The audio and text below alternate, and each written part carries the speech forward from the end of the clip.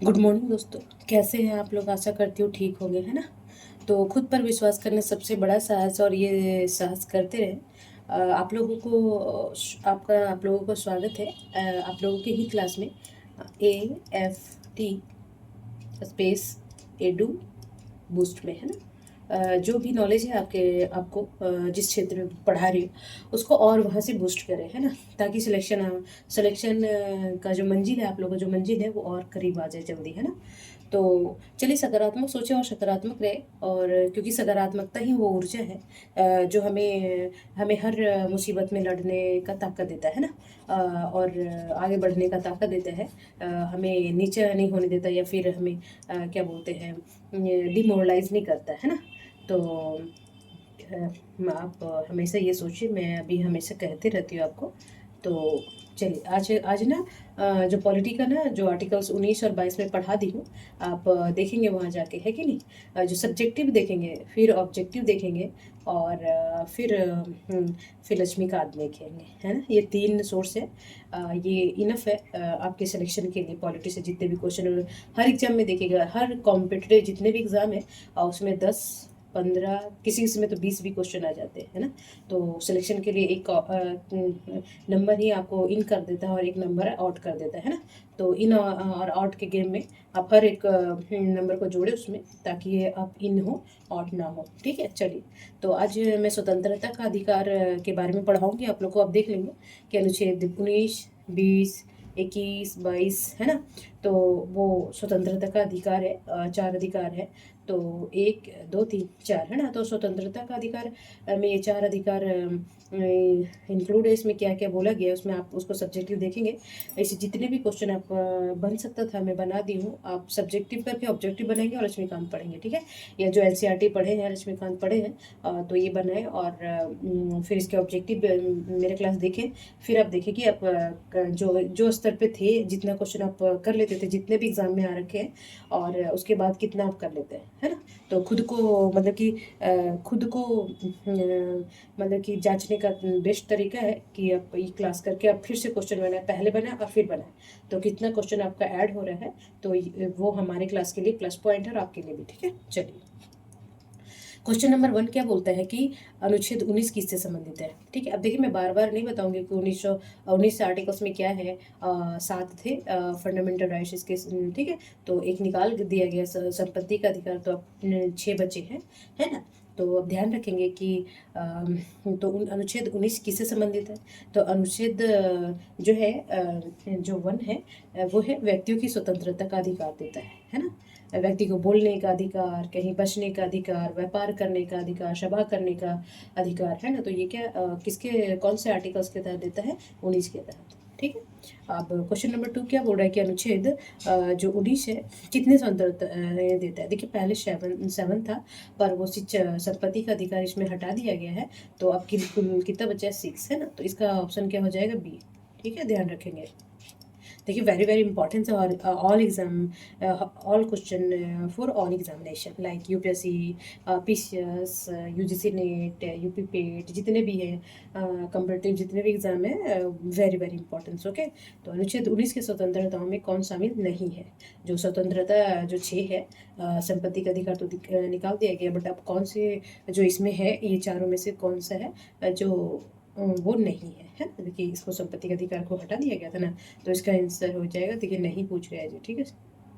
ये ध्यान रखेंगे। क्वेश्चन में कभी कभी क्या होता है कि नहीं और हाँ में ना हम कंफ्यूज कर जाते हैं, फटाफट देता है, ये तो है, ये पढ़े भी नहीं तीनों, ठीक है, फटा। यार, मेरे से ज़्यादा तो कोई जानता नहीं है भाई, मैं तो कर लूँगा, ये कर लूँगी, है ना। तो यही हम मार खा जाते हैं। ओवर कॉन्फिडेंस होना अच्छा है, पर ओवर कॉन्फिडेंस होता है ना, ये ओवर कॉन्फिडेंस की ऐसे तुक्के मार देना कि पढ़े भी नहीं और हो गया, ठीक है।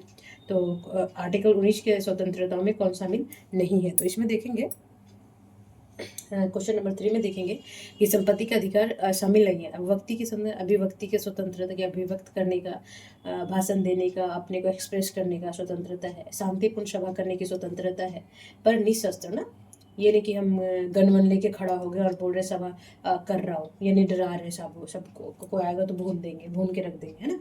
तो ऐसा नहीं। तो निशस्त्र ना, और संघ बनाने का अधिकार है, संघ बना सकता है, ये भी अधिकार आर्टिकल 19 के तहत आता है। और देखेंगे अभी ये सब दे देगा और पूछेगा ये किस आर्टिकल्स के तहत आता है, तो इसे इसका सीधा से पूछे या उल्टा। अगर आर्टिकल 19 के बारे में आपको पता है तो किसी तरह का क्वेश्चन पूछे आपको आ जाएगा, ठीक है। अब क्वेश्चन नंबर 4 क्या बोल रहे हैं कि अनुच्छेद 19(1) के सब क्लॉज ए में किस अधिकार से संबंधित है ना। एक क्लॉज और सब क्लॉज है ना, तो बता दी थी मैं क्लॉज और सब क्लॉज क्या होता है। तो अनुच्छेद 19(1) के ए में कौन सा क्लॉज है, तो ये है अभिव्यक्ति की स्वतंत्रता, है ना, खुद को अभिव्यक्त करने के लिए ना। देखिए इसमें भी अपवाद है, अब अभिव्यक्त कर रहे हैं कि अरे मैं अच्छी हूँ और वो कमीना, ऐसा कुछ भी गाली दे दिए सामने वालों को, तो नहीं। देखिए एक दायरा होता है कि दूसरे को शांति स्थापित करते, समाज की व्यवस्था बनाए रखते हुए आप अपने को अभिव्यक्त करते हैं दूसरे को ठेस पहुंचाए हुए, है ना। तो ये ध्यान रखेंगे। क्वेश्चन नंबर 5 क्या बोल रहा है कि अनुच्छेद है 19(1) के बी में ना क्या सुनिश्चित करता है। 19 के 1 में देखिए और 19 का 1 क्लॉज और सब क्लॉज बी में क्या सुनिश्चित करता है। तो जो 5 है क्वेश्चन नंबर, तो इसमें देखेंगे शांतिपूर्ण सभा की स्वतंत्रता, है ना। उसमें है ना क्लॉज 19(1) में A B C ऐसे करके है ना, तो इसी में देखेंगे शांतिपूर्ण सभा और स्वतंत्रता है। तो ये याद रखेंगे, ये बहुत पूछता है और कंफ्यूज करता है, तो इसी वजह से ये आर्टिकल्स ना, ये देखिए ये वाला बहुत याद रखने का जरूरत है। बार बार प्रैक्टिस करेंगे ना तो हो जाएगा, ठीक है। ठीक है। क्वेश्चन नंबर 6 बोल रहा है कि अनुच्छेद 19 का 1 क्लॉज और सब क्लॉज सी में किस अधिकार से संबंधित। देखिए 1 2 जिसमें है वो 6 है, वो याद रखेंगे, और उसमें क्या क्या प्रावधान है वो भी याद रखेंगे, ठीक है। ये वेरी वेरी इंपॉर्टेंस, क्योंकि कोई कन्फ्यूज़न यही होता है, और जो एग्जामिनर होता है हमें कन्फ्यूज़ करने के लिए देता है कि इसे उथला उथला ज्ञान है, उसमें सच में ये पढ़ा है और उसको ध्यान रहता है ना। तो क्वेश्चन नंबर 6 बोल रहा है कि संघ बनाने का जो है, संघ बनाने का जो अधिकार है, जो क्लॉज 1 और सब क्लॉज सी में है ना, 19(1) का सी, ठीक है। तो ये ध्यान रखेंगे। क्वेश्चन नंबर 7 बोल रहा है कि 19 अनुच्छेद 19 का 1 सब क्लॉज डी में क्या है। देखिए 1 2 3 4 है ना, तो इसमें 6 है, तो वैसे चारों को बता दी हूँ मैं। तो इसमें देखेंगे कि जो 19 का 1 का डी में क्या है, तो इसमें है व्यापार, है ना, व्यापार व्यवसाय और पैसा करने का। ऐसा नहीं है ना कि भारत का नागरिक है तो मान लीजिए जैसे यूपी के हो गए, बिहार के लोग हैं, दिल्ली विल्ली में आके, मुंबई में जाके सब्जी रेकड़ी वगैरह जो भी है, गरीब गरीब लोग जो होते हैं, मतलब कि जो इकोनॉमिकली वीक है, तो वो आके यहाँ पैसा वैसा करते हैं। तो ऐसा नहीं है ना कि अरे नहीं तुम अपने स्टेट के हो, ऐसा तो नहीं है। वो कहीं भी आके व्यवसाय कर सकते हैं, या फिर मुंबई जा सकते हैं, चेन्नई जा सकते हैं, किधर बड़े बड़े शहरों में। लेकिन रोजगार की तो कमी है, तो यहाँ पे आके उन्हें अच्छा खासा रोजगार मिल जाता है ना। तो चलिए क्वेश्चन नंबर 8 क्या बोल रहे हैं कि अनुच्छेद 19 में अधिकारों पर क्या लगाया जा सकता है। अधिकारों पर क्या लगाया जा सकता है ना, तो इसमें केवल कानून द्वारा उचित सीमा है, केवल राज्यपाल की अनुमति से, संसद की अनुमति से। तो बोल रहा है क्वेश्चन नंबर 8 बोल रहा है कि तो इसमें क्या केवल कानून द्वारा उचित सीमा है ना। जैसे कभी कभी आपातकाल आ जाता है तो इसमें ये निरस्त हो जाता है ना। अब कोई वैसा नहीं कि आपातकाल लगा हुआ और कोई सभा किया जा रहा है कि ये नहीं उसको पाकिस्तान को मार गिराना है, ये करना है, तो ऐसा नहीं है। तो वो ये निरस्त हो जाता है जब हम और आर्टिकल्स पढ़ाएंगे, जब संशोधन वगैरह पढ़ाएंगे, और तो हम बताएंगे कि कहाँ ये निरस्त हो सकता है, नहीं निरस्त हो सकता है। तो छोटे छोटे और थोड़े से टॉपिक भी बाद में, अभी आर्टिकल्स में क्या है क्या नहीं है ये बताएं, ठीक है। वो आपातकाल में ना, जो है, ये जो आर्टिकल्स कब निरस्त होता है, कौन कौन से आर्टिकल्स, ये आपातकाल का टॉपिक है, ठीक है। तो एक जगह मिक्स नहीं करेंगे, क्योंकि मिक्स करेंगे लेदी हो जाएगा और हौच पौच हो जाएगा, तो वो आपातकाल में पढ़ा देंगे, ठीक है। तो क्वेश्चन नंबर 9 क्या हो रहा है कि उल्लंघन किसके द्वारा होता है। 19 का उल्लंघन किसके द्वारा होता है। सरकारी आदेश के कानून द्वारा, नागरिक स्वामी, या कोई नहीं। तो 9 क्या बोल रहा है कि सरकारी आदेश या कानून द्वारा उसका उल्लंघन किया जाता है ना, ठीक है। क्वेश्चन नंबर 10 क्या बोलेगा, अनुच्छेद 19 के अधिकार कहाँ लागू होते हैं। केवल नागरिकों पे, सभी व्यक्तियों पे, केवल संसद और राज्य विधानमंडलों पे, या केवल विदेशियों पे। मैं बताई थी ना एक अलग से कि विदेशियों को कौन कौन सा आर्टिकल जो 12 से लेके फंडामेंटल राइट्स है, वो 12 से लेके 35 तक कौन कौन से अधिकार विदेशी को और देशी नागरिकों को पता है। एक कॉलम बना देंगे, इसमें देशी और विदेशी को दे देंगे और आपको अच्छे से समझा देंगे वहाँ, है ना। तो चलिए देखिए कि अधिकार लागू होते हैं ना, अधिकार कहाँ लागू होते हैं। तो ये क्वेश्चन नंबर 9 है, केवल नागरिकों को, है ना। अब ये नहीं कि विदेशी आके बोलेगा कि नहीं हम यहाँ व्यापार करेंगे, तो इसके लिए तो उसे अनुमति मिलना पड़ता ना। तो पर भारत का नागरिक है कि कहीं भी, तो ये नहीं ना। अब वो बोलेगा हम यहाँ अभिव्यक्त करेंगे, सभा करेंगे, भड़काएंगे इसके खिलाफ, देश के खिलाफ, तो ऐसा नहीं है ना जी, है कि नहीं। ये सिर्फ नागरिकों को प्राप्त है, ठीक है। ये गेस सेंस से भी लग सकता है, ओके। मगर हाँ, कॉन्सेप्ट क्लियर हो तभी। सेंस भी वही लगता है ना जहाँ कॉन्सेप्ट क्लियर हो, नॉलेज हो, कहीं भी सेंस नहीं ना लगा देंगे। तो क्वेश्चन नंबर 11 क्या बोलेगा, अनुच्छेद 20 किससे संबंधित है ना। अब तो देखिए 19 का जो 10 क्वेश्चन है वो कंप्लीट हो गया, और अनुच्छेद 20 है। तो क्या बोला, अनुच्छेद 20 किससे संबंधित, संपत्ति का अधिकार, दंडात्मक प्रावधानों की सुरक्षा, समानता का अधिकार, शिक्षा का अधिकार, है ना। तो ये जो 11 है वो है दंडात्मक प्रावधानों का, है ना। दंड वहाँ अब सब्जेक्टिव जाके देखेंगे, बार बार हम यहाँ नहीं समझाएंगे जी, ठीक है। अनुच्छेद 20 कितनी सुरक्षा देता है ना, तो देखेंगे। अब इसमें देता है वो 3 सुरक्षा। कौन कौन सा सुरक्षा वो हमें बता दी हूँ, ठीक है। यहाँ बार बार नहीं बताऊंगी, काफ़ी क्वेश्चन है और लेंदी हो जाएगा, तो आप पहले सब्जेक्टिव फिर ऑब्जेक्टिव, ओके। तो क्वेश्चन नंबर 13 क्या बोल रहा है कि 20(1) उनका क्या निषेध करता है ना। जो 20(1) आर्टिकल्स है उसमें क्या निषेध करता है, तो ये करता है, क्या करता है, ये कहता है किसी अपराध के लिए पूर्व में लागू कानून के आधार पर दंड देना, है ना। जैसे कि अपराध के लिए पूर्व में लागू कानून, मान लीजिए थोड़ा मैं इसे समझा देना चाहूँगी क्योंकि आंसर नहीं समझेंगे आप। तो इसमें क्या होता है, मान लीजिए कोई जैसे श्याम है ना। राम नाम नहीं लेती क्योंकि मेरे भाई का नाम है, इसीलिए अच्छा नहीं लगता है, इसीलिए श्याम है कोई, ठीक है। तो मान लीजिए मोहन है, चलो मोहन है ना। तो मोहन ने मान लीजिए कोई मतलब अपराध किया, मान लीजिए ये मर्डर किया या हत्या किया, ठीक है। तो इस समय हत्या का एज अभी जो वर्तमान में है, जब ये हत्या किया तो 10 साल का प्रावधान है ना, उम्र कैद। मगर इसके पहले जब अपराध किया था उसके पूर्व ये 12 साल था, ठीक है। तो ये अपराध अभी किया तो इसका दंड कितना मिलेगा, 10 साल उम्र कैद, यानी कि। तो वही बोल रहा है किसी अपराध के लिए पूर्व में लागू कानून के आधार पर दंड देना, मतलब कि ये लागू नहीं है, ये 12 साल इसको नहीं मिलेगा, यानी कि ये उसे 10 साल मिलेगा। तो ये ध्यान रखने वाली बातें हैं, ठीक है। वही बोल रहा है कि निषेध क्या, वो पूर्व वाला दंड दिया जाएगा क्या, जब अपराध करेगा जो कानून अभी है उसी के अकॉर्डिंग देगा देगा ना जी, है कि नहीं। तो ये बातें हैं, ठीक है। तो चलो क्वेश्चन नंबर 14 बोल रहा है कि अनुच्छेद 20 का 2 किससे सुरक्षा देता है ना। तो वो किससे जो 14 है किससे सुरक्षा देता है, तो ये देता है, इसका आंसर हो जाएगा बी, है ना, आत्म प्रमाण के लिए मजबूर करने से। जैसे देखिए अभी क्या है, मान लीजिए कि कोई चोरी किया, ठीक है। तो अभी इसे मजबूर नहीं किया जाएगा कि तुम कबूलो कि तुम चोर हो, तुम चोर हो, है ना। तो इसे बोलते हैं आत्म प्रमाण के मजबूर करने का ये सुरक्षा देता है ना। तो ये इसको हक देता है, फंडामेंटल राइट्स है इसको, आर्टिकल 22 के अंतर्गत, आर्टिकल 20 2 क्लॉज के अंतर्गत, कि वो नहीं, खुद को नहीं, वो जबरदस्ती उसको नहीं माना जाएगा कि तुम कबूलो कबूलो करके। वो पुलिस अलग चीज़ है, वो करते हैं पर गैर कानूनी ही होता है, जबरदस्ती नहीं कराया जा सकता, है ना। तो वही बोलते हैं कि जो उसको मजबूर नहीं किया जाएगा कि तुम कबूलो कि तुम अपराधी हो, है ना। तो ये आर्टिकल्स 20 के तहत माना जाएगा, ठीक है ना। ओके, क्वेश्चन नंबर 15 क्या बोल रहा है कि अनुच्छेद 20 का, देखिए सब क्लॉज क्लॉज में बता दे रही हूँ, कहीं से गलत नहीं, मतलब कि क्वेश्चन नहीं गलत होने का संभावना है अगर आप ये 3 सोर्सेज को फॉलो करेंगे, है ना। तो देखिए एक टाइम आपको पढ़ने में थोड़ा लेंदी लगेगा, पर फिर एकदम एकदम स्मूथ हो जाएगा, और पॉलिटी लगेगा, अरे ये तो चटनी है ना, चटनी यूं ही पढ़ लेंगे। फिर क्या है, सडनली आप एक नज़र भी डाल देंगे ना तो एकदम कंठस्थ हो जाएगा, ठीक है। ओके, तो क्वेश्चन 15 बोल रहा है कि अनुच्छेद 20 का क्लॉज 3 में संबंध किससे है ना। तो ये 15 किससे है, तो ये है गैर पुनरावृत्ति एक अपराध के लिए 2 बार दंड नहीं, है ना। तो देखिए 20 का क्लॉज 3 क्या बोलता है कि मान लीजिए कि एक अपराध किया, अभी मान लीजिए चोरी किया, जो मोहन है, मोहन हत्या भी करता है और चोरी भी करता है। तो मोहन क्या किया, चोरी किया, है ना। तो चोरी के लिए मान लीजिए 3 मंथ का वो हो गया, ठीक है, सजा हो गया। अभी सजा से निकला और फिर उसी सजा एक चोरी किया तो उसी सजा की पुलिस क्या बोला, उसको खुन्नस आ गया और दोबारा 3 महीना के लिए कि सर ये तो चोरी किया था, इसको और 3 महीने का। तो ऐसा नहीं, एक एक एक दंड के लिए एक बार ही उसको मिलेगा, है ना। अब अगर मान लीजिए दोबारा निकला और फिर चोरी किया तो फिर इसको 3 महीने का, क्योंकि ये दूसरा चोरी है ना, ये पहला चोरी था और दूसरा चोरी, तो ये दो अपराध हो गया ना। तो ये वही बोल रहे थे कि जो आर्टिकल्स 20 का 3 है, वो बोलता है गैर पुनरावृत्ति मतलब एक अपराध के लिए 2 बार दंड नहीं मिलेगा, ओके। चलिए क्वेश्चन नंबर 16 बोल रहा है कि अनुच्छेद 20 का उल्लंघन कौन कर सकता है। जो 20 का उल्लंघन कौन कर सकता है, तो क्वेश्चन नंबर 16 कौन कर सकता है, केवल राज्य, है ना। मान लीजिए कभी उसको जरूरत पड़ा कि उल्लंघन करना पड़े तो वो सिर्फ राज्य कर सकता है ना।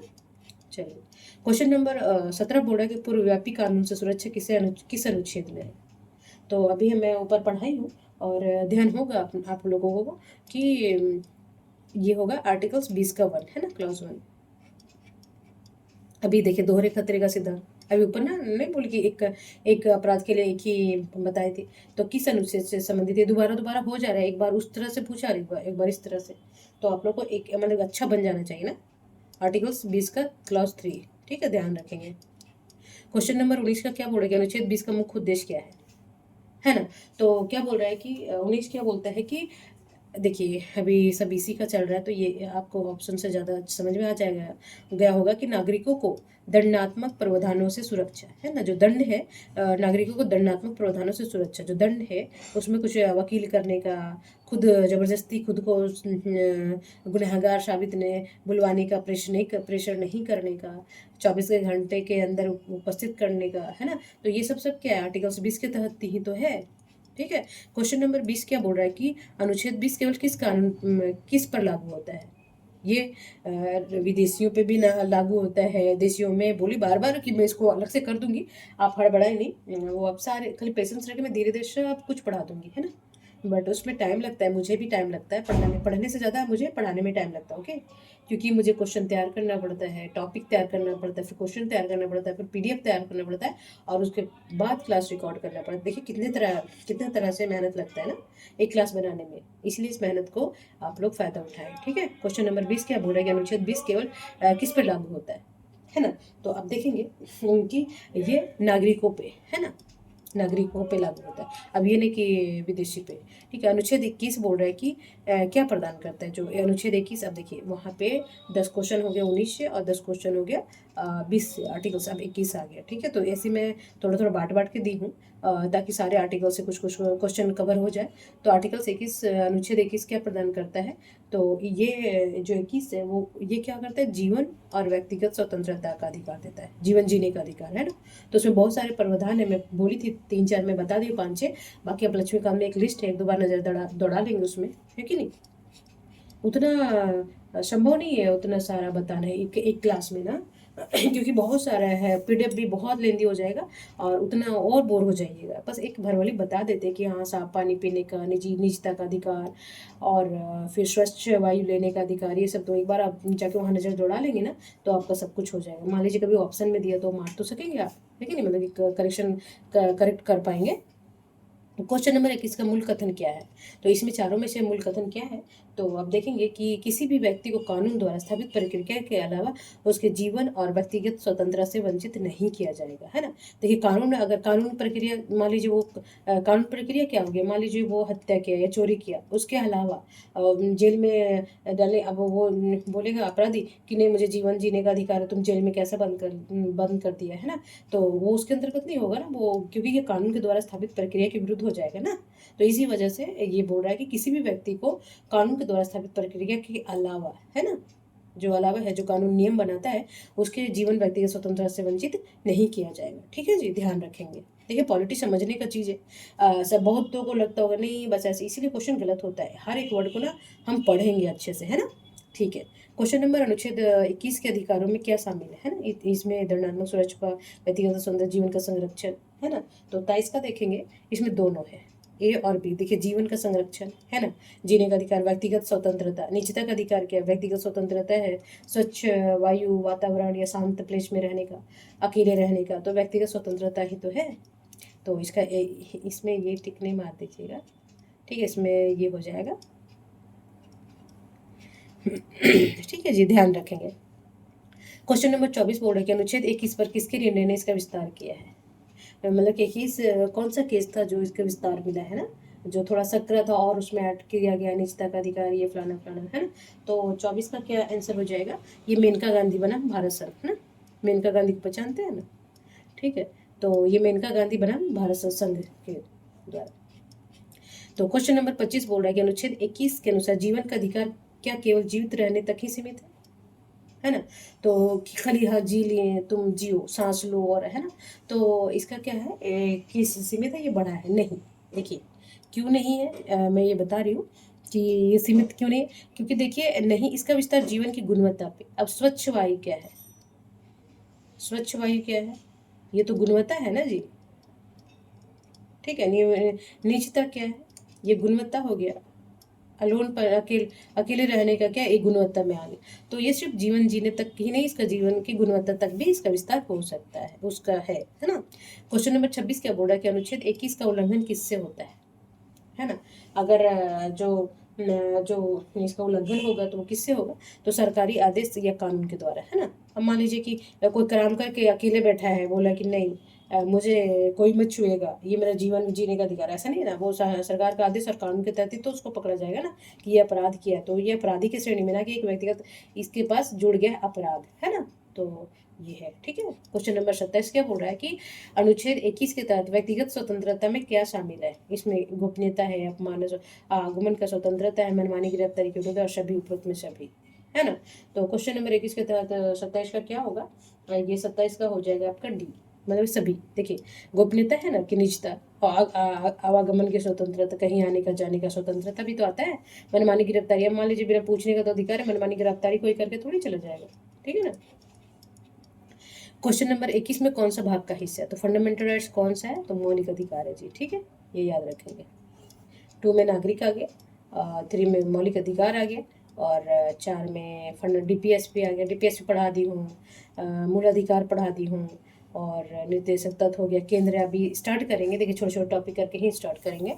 अभी भी ये काफ़ी लेंदी हो जाता है, दुर्गा पूजा के बाद में सोच रही हूँ ये सब थोड़ा हिस्ट्री का भी बीच बीच में कुछ कुछ क्लासेस ले लूँ मैं, ठीक है। तो इसमें क्या होगा, मौलिक अधिकार, ठीक है। क्वेश्चन नंबर 29 क्या बोल रहा है कि अनुच्छेद 21 में कानून द्वारा स्थापित प्रक्रिया का अर्थ क्या है। जो 21 में है कानून, जो ठीक बोलते कानून के तहत, अभी बार बार मैं जब बोल रही हूँ, इसका क्या अर्थ होता है ना। तो इसका अर्थ क्या होता है कि उचित प्रक्रिया, है ना। मान लीजिए उचित प्रक्रिया क्या है कि कानून के समक्ष, है ना। कानून मान लीजिए अपराध किया है तो वहाँ पे वो तो ये क्लेम नहीं कर सकता ना कि नहीं जीवन जीने का अधिकार है तो आप मुझे नहीं पकड़ के ले जा सकते हैं, जेल में नहीं रख सकते हैं, मैं खुली हवा में हवा लेना चाहता हूँ, फ्रेश हवा लेना चाहता हूँ, है ना। तो क्योंकि वो अपराध की श्रेणी में इंक्लूड हो गया तो बोलते उचित प्रक्रिया, है ना। चलिए क्वेश्चन नंबर यहाँ या फिर इंग्लिश में लाइफ बोलेंगे या फिर जीवन बोलेंगे, ठीक है। हिंदी में क्या बोलेंगे, जीवन जीने का अधिकार,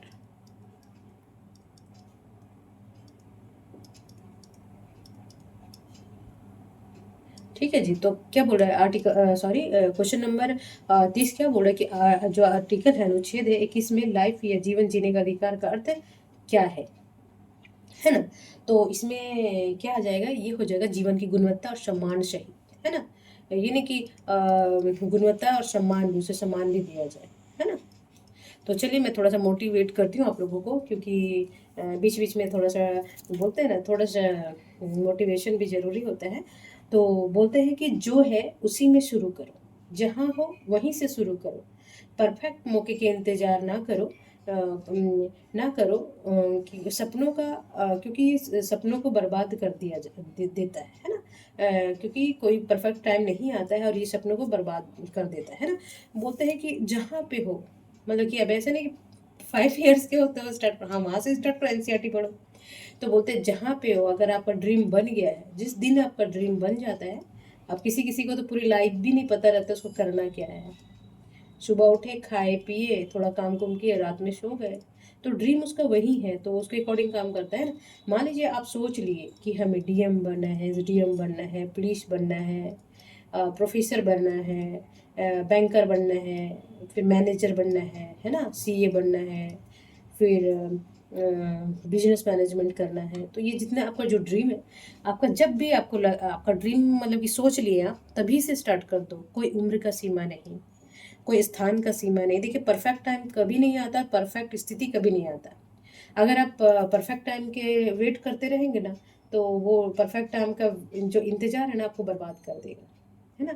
तो इसलिए जहाँ पे है, जिस स्थिति में है, आप वहीं से जो ड्रीम आपका, अगर आपके अंदर ड्रीम आ गया, आप मतलब कि एक कठोर निर्णय ले लें कि नहीं मुझे बनना है, वरना मैं तो नहीं रह सकता इसके अलावा, है ना। जैसे सांस नहीं आता ना, वैसे बोलते कि मैं ड्रीम को पाऊंगा, तो इसके लिए आपको मेहनत करना पड़ेगा, और वो कोई टाइम नहीं आएगा। आप जिस स्थिति में है, जहाँ भी है, वहीं से स्टार्ट कीजिए, तो देखिए मंजिल पाना और पहुंचना बहुत आसान हो जाएगा। ठीक है, इसलिए परफेक्ट टाइम कभी नहीं आता, और परफेक्ट सिचुएशन, स्थिति कभी नहीं आती। ठीक है, ओके।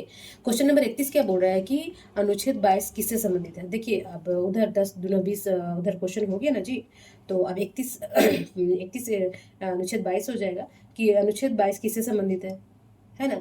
तो देखेंगे 22 जो क्वेश्चन है वो है गिरफ्तारी की सुरक्षा, है ना। अब मैं वहाँ बता दी हूँ, इसलिए बार बार डिस्कस नहीं करूंगी इस सब्जेक्ट। तो क्वेश्चन नंबर 32 बोल रहा है कि अनुच्छेद 22 से किसे सुरक्षा प्रदान करता है। केवल नागरिकों को करता है, सभी व्यक्तियों को कि गिरफ्तार किए गए व्यक्तियों को, है ना। तो 32 बोलता है कि सभी व्यक्तियों को, है ना।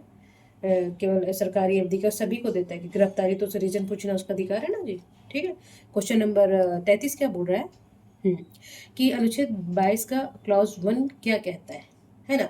तो 33 का हो जाएगा, ये है निवारक हिरासत का प्रावधान। ये मिस्टेक हो गया ना, इसको निवारक हिरासत का प्रावधान।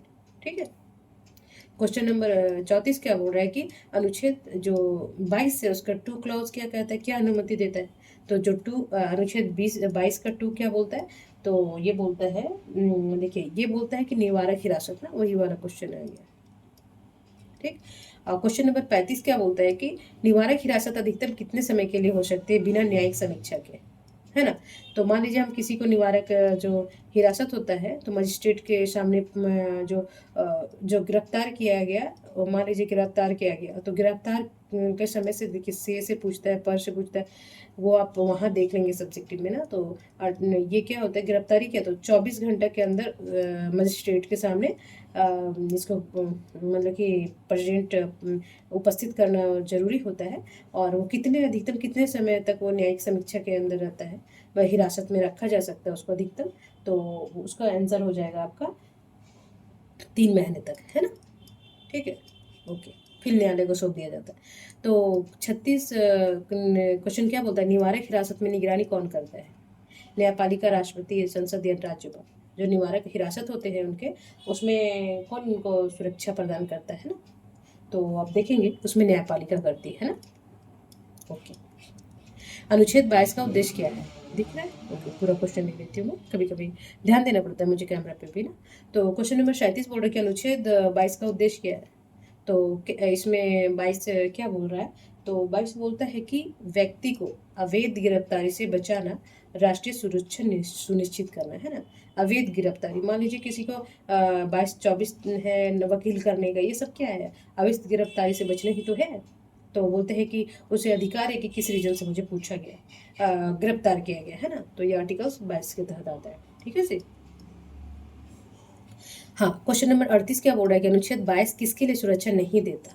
निवारक हिरासत में नागरिकों को, अपराध के लिए गिरफ्तार व्यक्ति को, संसद के सदस्य, विदेशी नागरिकों को। तो जो 38 क्वेश्चन बोल रहा है, तो विदेशी नागरिकों ये नहीं मिलता है, सिर्फ सभी नागरिकों को मिलता है, चाहे वो संसद के सदस्य हो, अपराध के गिरफ्तार व्यक्ति हो, या निवारक हिरासत में कोई व्यक्ति हो। ठीक है, ये ध्यान रखेंगे। सॉरी।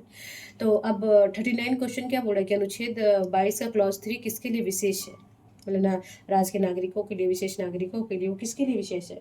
तो आप देखेंगे ये सी सरकार के द्वारा राष्ट्रीय सुरक्षा के लिए, निवारक हिरासत के। ठीक है, ये ध्यान रखेंगे। अब क्वेश्चन नंबर 40 क्या बोल रहा है कि अनुच्छेद 22 के तहत अधिकार किस किस पर लागू होते हैं। गिरफ्तार नागरिक पर, निवारक हिरासत में लिया गया व्यक्ति, दोनों पे, या ये केवल न्यायाधीश पे। तो आप देखेंगे ये दोनों पे, देखिए गिरफ्तार नागरिक और निवारक हिरासत में लिया गया व्यक्ति, ये दोनों पे ये आर्टिकल्स 22 का अधिकार लागू होता है। ठीक है, अब 10 क्वेश्चन इधर देख लेंगे, इसे सारे से मिला जुला है, आपको जल्दी जल्दी करवा देती हूँ मैं। ठीक है, और जल्दी जल्दी क्या पढ़ना, तो मेहनत से पढ़ेगा बंक नहीं मारना। पढ़ाई बहुत आपसे तो बहुत ज़्यादा ताकतवर है। आप 1% उसको इग्नोर करेंगे, वो 40% आपको 50% इग्नोर कर देगा, डबल कर देगा, है ना। तो इग्नोर नहीं कीजिए, है ना। जितना इसको भाव देंगे ये भी भाव देगा आपको। तो मौलिक अधिकार का हिस्सा कौन सा है, तो आर्टिकल्स कितना कितना में आता है। तो आप देखेंगे अनुच्छेद इसका ये हो जाएगा, ये आएगा आर्टिकल्स 14 से 15। अभी कभी कभी पूछ लेता है ना कि आर्टिकल्स फंडामेंटल राइट्स आर्टिकल्स कितना कितना में आता है, ये दे देगा ये दे देगा, तो आपको याद रहेगा तब ना। ठीक है। चलिए, क्वेश्चन नंबर 42 बोर्ड है कि अनुच्छेद 21 के अनुसार जीवन का अधिकार किसमें शामिल किया गया है? आजीविका का अधिकार है, सभी पर स्वच्छ पर्यावरण का स्वास्थ्य का अधिकार है, आजीविका का। तो ये इस जो आर्टिकल्स 21 है वो किस तरह का अधिकार है? तो 42 का देखेंगे तो इसमें सभी का है। देखिए, जीवन आजीविका का स्थान है कि व्यापार पर कर स्वच्छ स्वास्थ्य के लिए भी कि बीमार हो रहोगे ऐसा नहीं ना, स्वस्थ होने का मेरा अधिकार है, स्वच्छ पर्यावरण कि हम गंदा जगह में नहीं रहेंगे, स्वच्छ पर्यावरण में रहेंगे, तो ये भी फंडामेंटल राइट्स 21 के तहत आता है। अब क्वेश्चन नंबर 43 बोर्ड के अनुच्छेद 20 के तहत दोहरे खतरे का सिद्धांत किससे रोकता है ना? दोहरे खतरे का, मान लीजिए कि एक ही व्यक्ति पर 2 बार दंड देना, ये कौन सा आर्टिकल्स में ऊपर पढ़ाई हूँ, आप ध्यान से पढ़ रहे होंगे। एक ही व्यक्ति को 2 बार दंड देना है ना, दोहरे खतरे का तो एक ही है ना कि एक ही अपराध किया, एक मर्डर किया, उसको 40 साल का सजा दे दिया, 2 बार का 20 साल का, 10 साल का उम्र कैद और 20 साल दे दिया, है ना? तो ऐसा अनुचित है ना। देखिए, पढ़ाते पढ़ाते मुझे भी एफर्ट बहुत लगता है, जितना आपको पढ़ने में एफर्ट नहीं लगता मुझे पढ़ाने में, मेरा गला भी सूख जाता है। पर कोई नहीं, हर चीज़ मेहनत मांगता है, तभी आप आगे जा सकते हैं किसी भी लाइन में, है ना? चलिए, क्वेश्चन नंबर 44 बोल रहा है कि अनुच्छेद 19 में कितने अधिकार पर कानून द्वारा सीमाएं लग सकती है? कितने 19 जो है अधिकार पर कानून सीमाएं लग सकती है, तो कितने अधिकार में पढ़ाई थी ऊपर? तो आप देखेंगे सभी पे, है ना, जो 6 है ना सभी पे, ठीक है। कानून द्वारा सीमाएं वो जो 6वें का 6वें पे लग सकता है, बोलने का, सभा करने का, व्यापार करने का, जब जो कि कानून के द्वारा जब आपातकाल वगैरह होता है, वो जब मैं आपातकाल पढ़ाऊंगी उसमें सारा कवर कर दूंगी, ठीक है। तो 6 में ये भी हो जाएगा, इसमें ऑप्शन थोड़ा सा गलत, ठीक है। क्वेश्चन नंबर 45 उसमें इसमें नहीं है ना, देखिए ऐसे संपत्ति का अधिकार नहीं है ना 7, इसी वजह से इसको नहीं करा गया। क्वेश्चन नंबर 45 बोर्ड के अनुच्छेद 22 के अनुसार निवारक हिरासत की अधिकतम अवधि क्या है? तो अभी मैं ऊपर पढ़ाई हूँ, याद होगा आप लोगों को, 3 मंथ ना, अधिकतम 3 मंथ तक ही वो हिरासत में रख सकता है, उसके बाद उसको न्यायालय को सौंपना पड़ेगा। तो 46 अनुच्छेद 21 के किसके निर्णय से विस्तारित किया जा सकता है ना? किसी विस्तार किया जाता है, बता रही थी कि आप इनको जानते हैं, है ना जी? तो ये मेनका गांधी, सोनिया गांधी की जो देवरानी जेठानी है, जो पता नहीं देवरानी की जेठानी है, ये तो मुझे नॉलेज नहीं है। तो मेनका गांधी को भारत बनाम संघ ये वाला केस में उसका और विस्तार दिया गया है ना। क्वेश्चन नंबर 47 क्या बोलता है कि अनुच्छेद 19 में व्यापारिक स्वतंत्रता किस उपखंड में दिया गया? मैं क्लॉज और क्लॉज सब क्लॉज पर पढ़ाई थी ना, तो वहाँ देखेंगे तो ये हो गया जो 19 का जो 4 है, मतलब 1 का डी में पढ़ाई थी, आप देखेंगे जाते ऊपर, ठीक है। तो क्वेश्चन नंबर ये क्या है 48 क्या बोलता है कि अनुच्छेद 20 का मुख्य उद्देश्य क्या है? जो आर्टिकल्स है 20 का, देखिए आर्टिकल्स इतना बार में पढ़ा दी, इतना क्वेश्चन करवा दे रही हूँ ना, आर्टिकल्स याद हो जाएंगे, मगर इसके लिए आपको सब्जेक्टिव पढ़ना ही पड़ेगा। तो ये क्या है, तो समानता सुनिश्चित करना है ना, नहीं सॉरी, माफ कीजिएगा, इसका हो जाएगा दंडात्मक प्रावधान,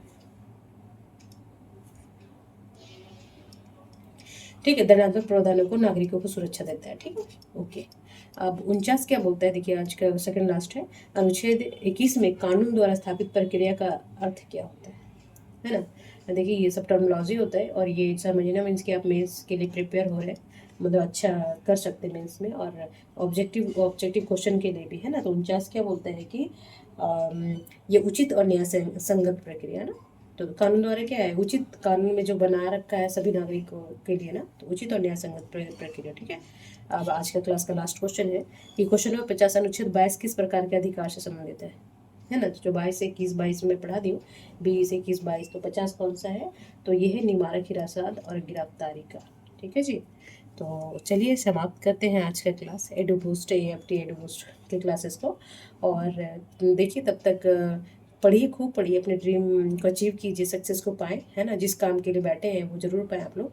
तो सकारात्मक सोचें और सकारात्मक रहे, तब तक अपना और अपने फैमिली का ध्यान रखें, हमेशा रखें, तब तक ही नहीं तो पढ़ते रहे, स्वस्थ रहे, मस्त रहे, और त्यौहार भी मनाएं, मगर पढ़ाई आपका पहले है, क्योंकि देखिए जो धर्म नियम कानून करने वाले हमारी फैमिली होते हैं, तो वो घर के सुख शांति के लिए आप वो पूजा करते हैं, बट आपका अभी मेन पूजा है आपका शिक्षा, एजुकेशन, स्टडी, है ना, हार्डवर्क, तो वो सब करते रहे, ठीक है।